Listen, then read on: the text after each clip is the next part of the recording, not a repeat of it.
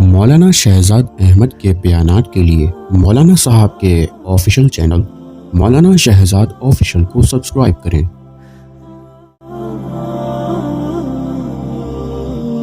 آپ کے سامنے ایک ایسے واقعے کو بیان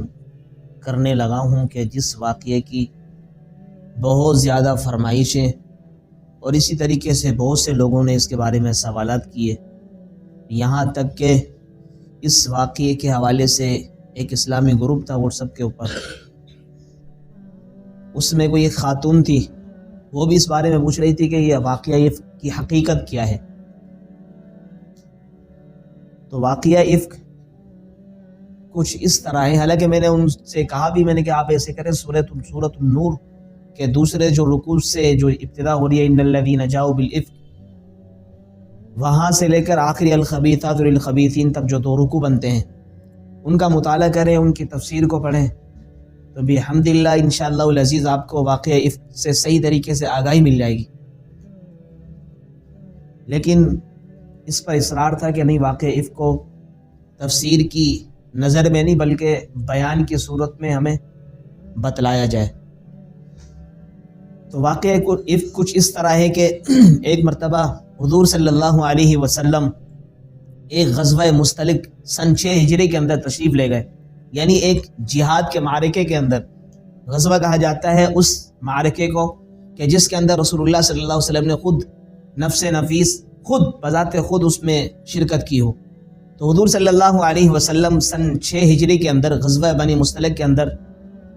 تشریف لے گئے، تو حضور صلی اللہ علیہ وسلم کی ازواج میں سے حضرت امی عائشہ صدیقہ رضی اللہ تعالی عنہا بھی حضور صلی اللہ علیہ وسلم کے ساتھ ہولی۔ تو حضور صلی اللہ علیہ وسلم مختلف طرح کے صحابہ کرام کے ساتھ روانہ ہو گئے اس غزوے کے اندر، اس جہاد کے اندر۔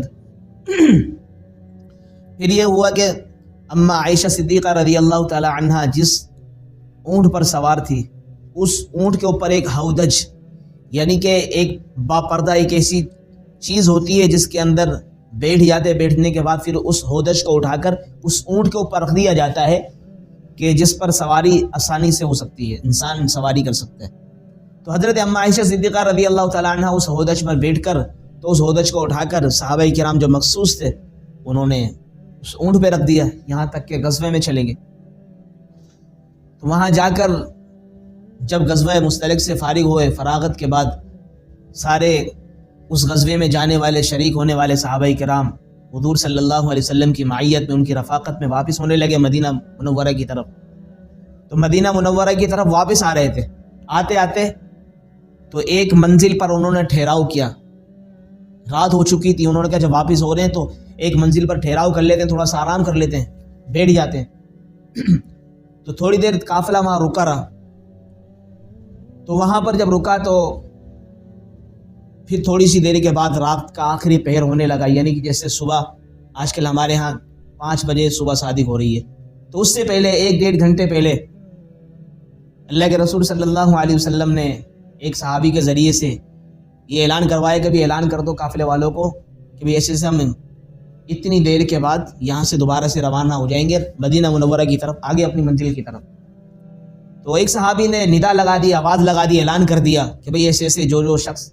اپنی اپنی ضرورت اور حاجتوں سے فراغت حاصل کر کر جلدی سے جلدی اس وقت تک یہاں پر آ جائیں۔ تو اسی دوران اما عائشہ صدیقہ رضی اللہ تعالی عنہا بھی اپنی حاجت کے لیے ایک جنگل کی طرف چلی گئی، اپنی قضاء حاجت کرنے کے لیے وہاں گئی، تو ان کا جو ہار انہوں نے پہنا ہوا تھا وہ ہار ٹوٹ کر گر گیا۔ تو اما عائشہ صدیقہ رضی اللہ تعالی عنہا ان کو ڈھونڈنے میں لگ گئی، اس ہار کو۔ جیسے ہی اس ہار کو ڈھونڈنے لگی تو اس میں کافی سارا وقت خرچ ہو گیا، ضائع ہو گیا۔ تو جیسے جب وہ ہار کی تلاش میں تھی، یہاں تک کہ پتہ نہیں ملا نہ ملا، اس کی کوئی صراحت نہیں ہے۔ البتہ جتنی دیر کے اندر جب واپس آئی اپنی اس جگہ پر جہاں قافلہ ان کا رکا ہوا تھا، دیکھا تو وہ قافلہ تو جا چکا ہے، قافلہ آگے روانہ ہو چکا تھا، اور وہ جو اما عائشہ صدیقہ رضی اللہ تعالیٰ عنہ کا اونٹ تھا،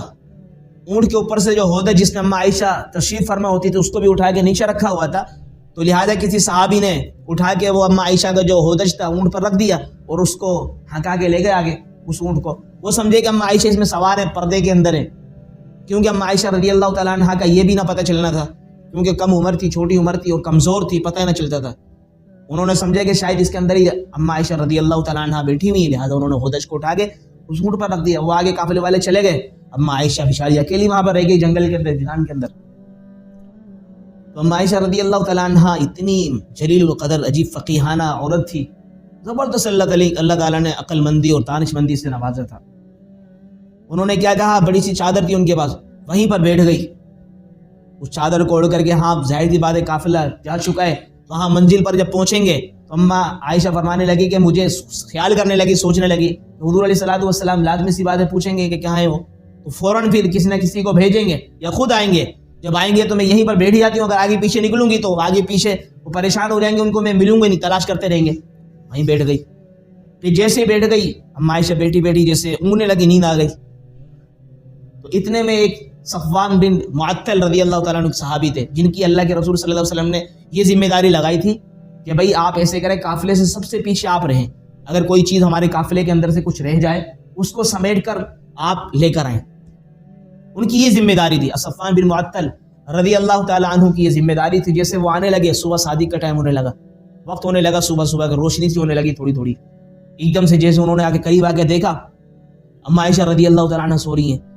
تو جیسے آتے کے ساتھ دیکھا، کیونکہ اس وقت وہ پہچانتے ان کو اس طرح تھے کہ پہلے جب پردے کا حکم نازل ہونے سے پہلے ان کو دیکھا تھا بچپن میں، یہ تو عائشہ رضی اللہ تعالیٰ عنہ۔ فوراً ان کی زبان سے بے ساختہ نکلا صفوان بن معطل رضی اللہ تعالیٰ عنہ کی زبان سے، انا للہ و انا الیہ راجعون۔ فوراً ان کی آنکھ کھل گئی اما عائشہ، فوراً اپنے چادروں کو سمیٹا، اور فوراً ان کے پاس بھی ایک ظاہری بات ہے وہ تھا، اونٹ تھا جس پہ وہ آخری میں سوار ہو کر آ رہے تھے، تو ان کے سامنے اپنا ہودج رکھ دیا، اونٹ کے اوپر جو رکھا جاتی ہے جو چیز سواری کے لیے، وہ رکھا ان کے سامنے۔ اما عائشہ رضی اللہ تعالیٰ عنہ سوار ہو گئی، تو پھر اونٹ کے اوپر اس ہودج کو رکھ دیا۔ تو حضرت صفوان بن معطل رضی اللہ تعالیٰ عنہ جن کو ذمہ دار ٹھہرایا تھا اللہ کے رسول نے پیچھے رہنے کے لیے، انہوں نے اس نکیل سے پکڑ لیا، اس کو اونٹ کو لے کے چلے گئے۔ آگے جیسے پہنچے وہ قافلہ بھی مل گیا،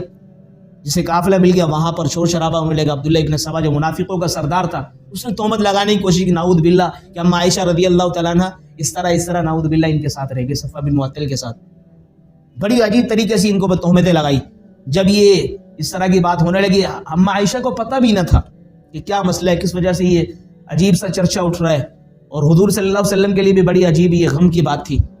تو پھر یہاں تک کہ ان کے ساتھ دو چار اور منافقین، جو منافق تھا عبداللہ بن ابی جو منافقوں کا سردار تھا، ان کے ساتھ دو چار اور جو مسلمان تھے بیچارے بھولے بھالے،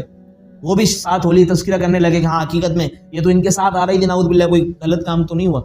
تہمت لگانے لگے بری طرح۔ تو پھر جب دیکھا ان کے ساتھ حضرت مصطح اور حضرت حسان، یہ بھی شریک ہو گئے عبداللہ ابن ابی کے ساتھ،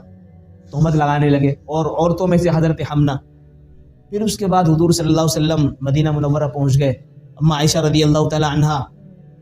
بھی وہاں اپنے گھر پہنچ گئی۔ تو اما عائشہ نے دیکھا کہ حضور صلی اللہ علیہ وسلم پہلے کی طرح مجھ سے بات نہیں کرتے، حضور علیہ الصلوۃ والسلام مجھے ایسے لگتے ہیں شاید کسی غم میں مبتلا ہیں، آتے ہیں سلام کرتے ہیں اور حال پوچھتے ہیں اور چلے جاتے ہیں، میرے ساتھ بیٹھتے نہیں، بات چیت نہیں کرتے، بڑی پریشان تھی۔ یہاں تک کہ ایک دو دن اس طرح گزرے تو پھر حضرت مصطح رضی اللہ تعالیٰ عنہ جو اما عائشہ پر تہمت لگانے والوں میں سے بھی تھے، ان کی والدہ تھی ام مصطح، تو وہ برابر میں رہا کرتی تھی پڑوس کے اندر، بوڑھی تھی۔ ان کو بلایا حضرت اما عائشہ نے، کہا کہ ایسے سے میں قضاء حاجت کرنے کے لیے جانا چاہتی ہوں، آپ میرے ساتھ چلیں۔ پہلے زمانے کے اندر بیت الخلاء جس آج ہمارے ہاں ہے، اس طرح تو نہیں ہوا کرتے، باہر جا کے کسی جنگل میں جا کے پیشاب کیا کرتے، جانے لگے ان کے ساتھ۔ تو ان کا پاؤں پھسلا ام مصطح کا، اما عائشہ رضی اللہ تعالیٰ عنہ کے ساتھ جو گئی تھی قضاء حاجت کے لیے، تو پاؤں پھسلنے کے ساتھ ہی انہوں نے کہا تعیسہ مصطح، کیا فرمایا؟ تعیسہ مصطح، کہ ہلاک ہو، تیرا ناس ہو مصطح، یہ بددعا تھی۔ انہوں نے کہا اما عائشہ رضی اللہ تعالیٰ عنہ کہ آپ کیا کہہ رہی ہیں ام مصطح، حضرت مصطح آپ کے بیٹے تو بہت اچھے ہیں، بہت اچھے صحابی ہیں، آپ کس طرح کی باتیں کر رہی ہیں، آپ ان کو بددعا دے رہی ہیں؟ کہا نہیں، آپ کو پتہ نہیں آپ کے بارے میں کیا برا بھلا چرچے کر رہی ہیں، عجیب طریقے سے باتیں کر رہے ہیں، تہمتیں آگے پیچھے پھیلا رہی ہیں۔ کہا رہی مجھے تو نہیں پتا کہ ایسے سے آپ کے بارے میں اس طرح کی باتیں کر رہی ہیں لوگ سارے۔ ان کو جب پتہ چلا بڑے پریشان ہوئی، اور زیادہ غم زدہ ہو گئی، گھر پر آئی بڑی پریشان ہوگی۔ حضور علیہ الصلوۃ والسلام جیسے گھر پر آئے، ان سے اجازت چاہیے کہ اللہ کے رسول مجھے اجازت دیجیے، میں اپنے والدین کے گھر جانا چاہتی ہوں۔ حضور علیہ الصلوۃ والسلام نے کہا ٹھیک ہے آپ چلی جائیں۔ وہاں جب گئے حضرت اما عائشہ رضی اللہ تعالیٰ عنہ وہاں جب چلے گئی اپنے والدین کے گھر پر، پھر یہ کیا ہوا، وہاں جا کر رہی 1 دن 2 دن 3 دن، وہاں کے دن گزرنے کے بعد حضور صلی اللہ علیہ وسلم ان کے پاس آئے، اماں عائشہ کے پاس، کہ عائشہ اگر آپ سے کوئی گناہ ہوا ہے تو اللہ غفور الرحیم ہے، اللہ سے توبہ کر لو، معافی مانگ لو۔ ان کے اللہ کے رسول مجھ سے کوئی گناہ نہیں ہوا، مجھے تو کچھ پتہ ہی نہیں ہے کہ ایسا کچھ بھی نہیں ہوا۔ کہا کہ ٹھیک ہے، کوئی مسئلہ نہیں ہے۔ تو اماں عائشہ رضی اللہ تعالیٰ عنہ حضور صلی اللہ علیہ وسلم کے ساتھ اپنے گھر پر آ گئی، کیونکہ اماں عائشہ بہت 2-3 دن سے اپنے والد کے گھر پہ رو رہی تھی بہت زیادہ لگاتار کہ آپ حضور علیہ الصلوۃ والسلام کو سمجھائیں۔ کہا ہم کیا سمجھائیں، وہ سمجھا نہیں سکتے تھے۔ تو پھر اسی طریقے سے حضور علیہ الصلوۃ والسلام پر اللہ تعالیٰ نے وحی کا نزول فرمایا۔ سورۃ النور کی یہ 2 جو رکوع ہیں، یہ اللہ رب العالمین نے حضرت اماں عائشہ صدیقہ رضی اللہ تعالیٰ عنہا پر جو تہمت لگائی تھی منافقین نے، ان کی برات میں نازل فرمائے، یعنی کہ ان کی صفائی پیش فرمائی اللہ رب العالمین نے قرآن عظیم کے ذریعے سے، وحی کے ذریعے سے اپنے پیغمبر پر وحی نازل فرمائی۔ کیونکہ جب دیکھا کہ حضور علیہ الصلوۃ والسلام پریشان ہیں، حضرت علی آئے، حضرت دوسرے اسامہ بن زید آئے، وہ کہنے لگے اللہ کے رسول ایسے اماں عائشہ لگتی تو نہیں ہے اس طرح کی عورت،